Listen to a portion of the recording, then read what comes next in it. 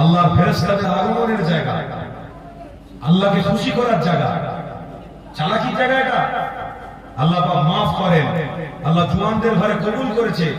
আজকে জওয়ান মানুষরা, জওয়ান ছেলেরা সব বসেছে। আর জওয়ান ছেলে অনেক রাস্তা আছে।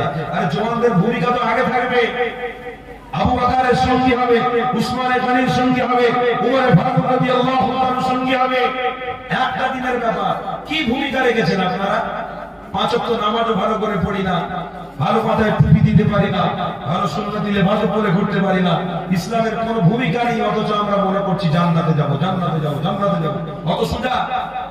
খাড়বেন না, করবেন না, বাড়িতে এসে গিন্নিকে বলবেন কই ভাত রান্না খাইবে, ভাতটা মতো।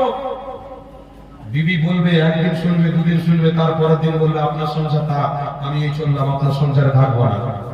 খাড়বেন না, করবেন না, আপনি বলছেন রান্না করে দাও, মুখে ভাত করে দাও, কি হতে পারে?